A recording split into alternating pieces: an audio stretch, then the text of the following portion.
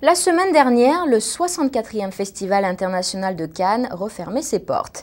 Non seulement des grands films du 7e art y ont été présentés, mais également des documentaires comme celui de Christian Rouault, Tous au Larzac.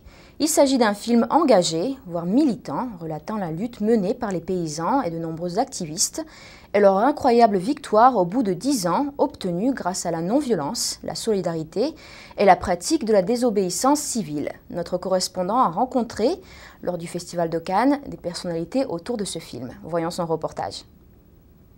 C'était en 1971. La population du Larzac s'était trouvée subitement confrontée à un projet de l'État, l'extension du camp militaire. Traditionnellement, c'est vrai qu'en France, les paysans étaient plutôt une classe conservatrice, réactionnaire, qui votait tout le temps à droite.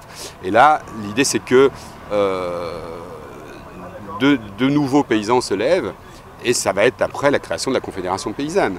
En 1973, José Bové a participé à ce mouvement national. Qu'à partir du moment où on est solidaire, qu'on se rassemble et qu'on est ouvert aux autres, eh bien, l'imagination permet de soulever des montagnes et de mener des actions absolument formidables.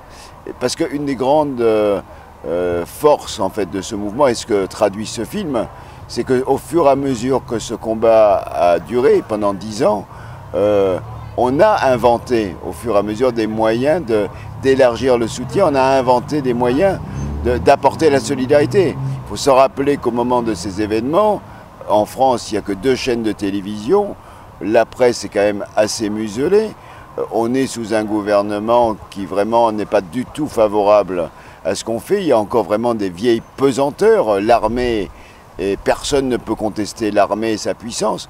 Or, voilà, on bouscule cela, mais on le bouscule avec l'humour et en mettant au fur et à mesure du combat les citoyens de notre côté, rendant cette extension, en fait, en la mettant au cœur du débat politique aussi. Le point de départ, c'est d'abord une prise de conscience que face à l'armée, prendre des fusils, c'est un peu dérisoire. Parce que même si on a des fusils, eux, ils auront des mitrailleuses. Si on avait des mitrailleuses, ils auront des canons. Et si on a des canons, ils auront des chars ou des avions. Donc tu ne peux pas gagner par la force des armes, ça n'a pas de sens. Donc ça, je crois que c'est une première prise de conscience.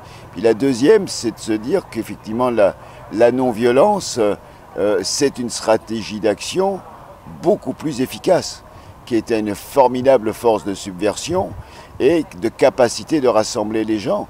Donc là, je crois que c'est très important. La non-violence, c'est de la subversion. Parce qu'effectivement, on renverse l'arme de l'adversaire contre lui-même. Si on utilise la force contre des gens qui utilisent des moyens non violents et légitimes, eh bien, c'est celui qui a utilisé la force qui se retrouve au banc. Et ça, je crois que ça parle à aujourd'hui. Ça parle à ce qu'on peut voir partout dans le monde. Et voilà, je pense que, y compris en Chine, c'est quelque chose qui parle. On le voit bien, face à la force brutale d'un pouvoir centralisé, on voit ce qui se passe au Tibet, on se voit ce qui se passe dans les campagnes chinoises, face aux expropriations, à toutes ces luttes paysannes, ou dizaines de milliers de luttes paysannes dont personne ne parle tous les ans en Chine, c'est effectivement quelque chose de très concret. NTD Cannes, France, Suzanne Durand.